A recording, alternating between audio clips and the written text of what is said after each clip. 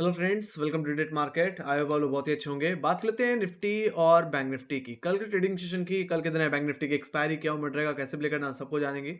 शुरुआत सबसे लेकर निफ्टी से करी जाए तो कुछ खास एक्शन देखने को नहीं मिला। शुरुआत फ्लैट हुई, 21,300 330 के लेवल्स के ऊपर खुला और जो हाई लग गया वो 21,470 के आसपास लग गया। हालांकि देखा जाए तो अभी भी जो हर्डल है वो निकल नहीं पाया है। हर्डल क्या है? 21,500 के लेवल। मेरा मानना है इस हफ्ते में थोड़ा सा लेवल बेस्ड ट्रेडिंग करके चलना चाहिए, कम ट्रेडिंग करनी चाहिए, क्वालिटी क्वांटिटी कम करके ट्रेड करो तो ज़्यादा बेहतर होगा।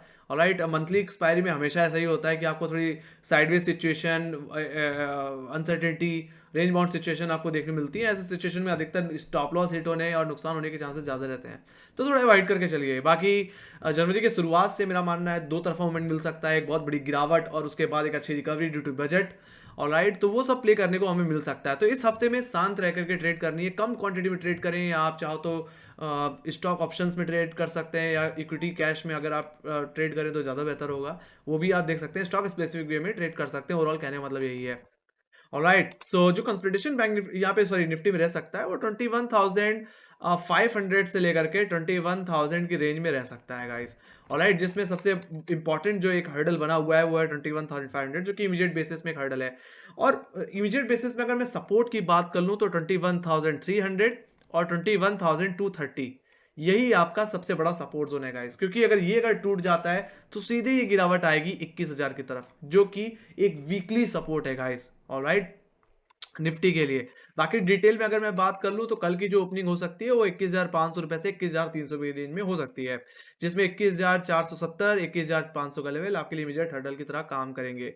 फर्स्ट रिटर्न में आपके लिए सेल जोन की तरह ही काम करेंगे। फ्रेश लॉन्ग अगर बनेगी भी तो 21,500 के ऊपर ही बनेगी, या तो आप बाय ऑन डिप करके चलिए। अगर निफ्टी अपने फर्स्ट सपोर्ट 21,330 जो कि आज का लो है, उस लेवल पे अगर आ जाता है, वापस उन लेवल्स को रिगेन करता है, तो आप बाई कर सकते हैं और अपने स्टॉप लॉस 21,300, जो कि एक अच्छा खासा प्रोट्रैक्टर का लेवल है, वहां पे लगा के चल सकते हैं।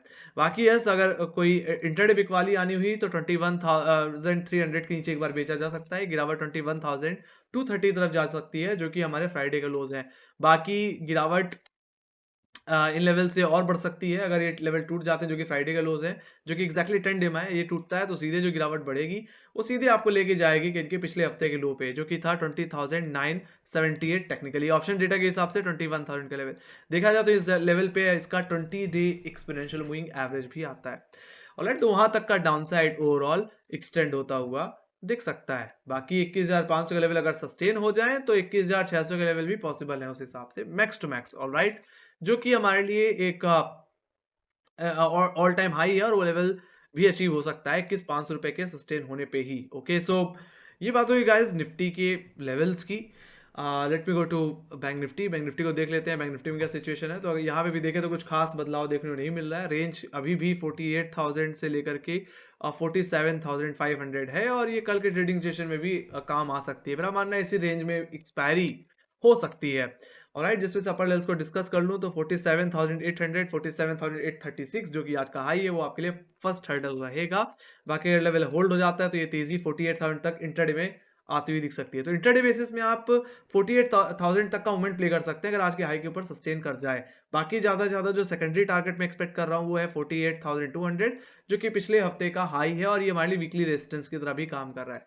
तो वहां तक की स्विंग आपको प्ले करने को मिल जाएगी। बट बाकी आपको ये बात ध्यान में रखनी है कि 48,000 48,200 एक बहुत बड़ा हर्डल है, सेल जोन की तरह भी काम करता है, और इससे पहले भी हमने मल्टीपल टाइम बैंक निफ्टी में सेलिंग देखी, तो एक मेजर सेलिंग भी आ सकती है गाइस इस जोन से। ऑलराइट, नहीं तो अगर बैंक निफ्टी को अपनी रैली कंटिन्यू करना है तो 48,200 के ऊपर एक इंट्राडे क्लोजिंग देनी ही पड़ेगी, तभी हम एक्सपेक्ट कर सकते हैं कि बैंक निफ्टी फिर 48,500 49,000 की तरफ जाएगा।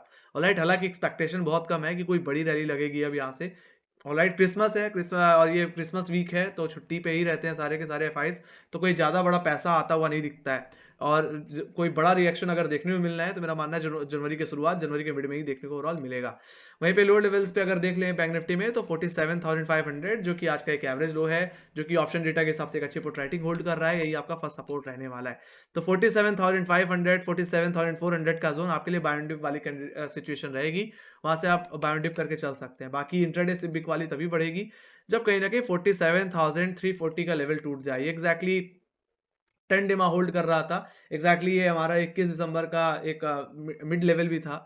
एक एवरेज लो, तो उस लेवल के टूटने पे ही बिना वरना यहाँ पे एक 100 डे वीक वाली बननी चाहिए और ये गिरावट जो देखने को मिलेगी वो सीधे इसको नेक्स्ट प्रोट्रैक्टर का लेवल 47,000 46,900 की तरफ लेके जा सकती है, जो कि हमारे पिछले हफ्ते का लो है और ये हमारे लिए वीकली सपोर्ट की तरह भी काम कर रहा है। तो वहां तक की डाउनसाइड ओवरऑल देखने को मिलेगी। हालांकि मेरा मानना है कंसोलिडेशन अभी भी जारी रहेगा। जो वाइड रेंज है वो अभी भी 48,200 से 47,000 की है, सॉरी हाँ 47,000 की है। तो इस दायरे में ही ओवरऑल कामकाज होता हुआ दिख सकता है मैक्सिमम टू मैक्सिमम। बाकी जिस तरह से एक अच्छी पुट राइटिंग 47,500 पे आ गई है और एक अच्छी कॉल राइटिंग 48,000 पे हो गई है, तो टिपिकल एक्सपायरी इस 500 पॉइंट की रेंज में हो सकती है इस महीने की। ऑलराइट, तो ये बात हुई गाइस डेटा को लेकर के। हालांकि कोई ज़्यादा हलचल या कोई बड़े मूवमेंट की एक्सपेक्टेशन नहीं है guys. Alright, let me go to FIs और DIs का डेटा। तो अगर यहाँ पे ध्यान से सॉरी FIs और DIs नहीं, सॉरी ऑप्शन डेटा। तो अगर ऑप्शन डेटा की अगर बात कर ली जाए तो यहाँ पे 21,500 एक अच्छा खासा कॉल राइटर का लेवल है। यहाँ पे 99 लाख का OI है और उसके बाद देखिए 21,600 की कॉल ऑप्शन एक अच्छा OI होल्ड करे। तो देखा जाए तो 21,500 इमीडिएट रेजिस्टेंस, तो 21,600 करके आपके लिए नेक्स्ट हर्डल रहेगा। वहीं पे लोअर लेवल्स पे देख लें तो गाइस 21,400 और 21,300 हमारे लिए सपोर्ट की तरह काम करेंगे। देखा जाए तो यहाँ पे निफ्टी 21,300 के ऊपर क्लोज हुआ है। तो अगर इसके ऊपर ही ओपन हो रहा है और इन लेवल्स पे आता है तो आप इस 21,400 के डिप से भी खरीद सकते हैं। अगर वो लेवल टूटे तो 21,300 आपके लिए मेजर सपोर्ट की तरह फिर काम करेगा। देखा जाए तो यहाँ पे 99 लाख का OI बिल्डअप है गाइस। राइट, तो 21,300 400 आपके लिए सपोर्ट, तो बैंक और हायर लेवल्स पे 21,500 400 सॉरी 21,500 600 आपके लिए रेजिस्टेंस की तरह काम करेंगे। So let me go to bank Nifty देख लेते हैं। तो 47,500 इमीडिएट सपोर्ट की तरह काम कर रहा है, जहाँ पे 31,90,000 को आई है और यही आपके लिए इमीडिएट सपोर्ट की तरह काम करेगा। तो वहीं पे हाई लेवल्स पे देख लें तो 48,000 आपके लिए एक बड़ा हर्डल है। यहाँ पे 33 लाख का OI बिल्डअप है और मेरा मानना है इसी रेंज में एक्सपायरी होती हुई मुझे दिखेगी। हालांकि 48,000 और 48,200 इनकी वीकली रेजिस्टेंस है। इनके ऊपर जब तक बैंक निफ्टी नहीं निकलता तब तक कंसोलिडेशन बना रह सकता है और ये रेंज 1,000 पॉइंट की हो सकती है और उसी के अंदर ही हम कामकाज होता हुआ भी देख रहे हैं। तो फिलहाल ये बात हो गई रेंज की। Let me go to global indices की अगर बात करें तो कुछ खास रिएक्शन नहीं है एग्जैक्टली। छुट्टी की वजह से कोई बाजार यूरोप बाजार में तो कोई कामकाज होता हुआ नहीं दिख रहा। बाकी US बाजार की बात की जाए तो यहाँ पे भी कुछ खास रिएक्शन नहीं है। सीधे एशियन मार्केट में आ जाऊँ तो एशियन मार्केट में फिलहाल एक मिला जुला असर ही देखने को मिल रहा था। गिफ्ट निफ्टी का यानी कि 21,500 के आसपास क्लोज हुआ है। तो हमारी क्लोजिंग से एग्जैक्टली 50-60 पॉइंट ऊपर। तो देखा जाए तो फिलहाल एक फ्लैट ओपनिंग या एक स्मॉल गैप ओपनिंग की एक्सपेक्टेशन है और कुछ भी नहीं गाइस। ऑलराइट, तो फिलहाल कुछ खास बात करने के लिए है नहीं। दायरा वही है जो मैंने पहले भी बताया था, उसी रेंज में ट्रेडिंग हो रही है। Just do level based trading, keep quantity less और बी कॉशियस। ऑलराइट, पैसे बचा के रखो, जनवरी में तगड़ा पैसा बनेगा। ऑलराइट, तो ये बात थी इसकी। सो आई होप आप लोग पसंद आएगी एनालिसिस। तो make sure like share subscribe जरूर दबा दो और अगर आपकी कोई फीडबैक है या कोई सजेशन है या कोई क्वेश्चन तो प्लीज कमेंट सेक्शन में लिख के जरूर चल सकते हैं। बाकी हमें फॉलो कर सकते हैं इंस्टाग्राम, ट्विटर, फेसबुक और टेलीग्राम पे, जहाँ पे मार्केट रिलेटेड अपडेट्स शेयर करते रहते हैं। तो गाइज यही थी मेरी एनालिसिस। आई होप आप लोग आज पसंद आएगी। Thank you very much. Bye guys, take care guys.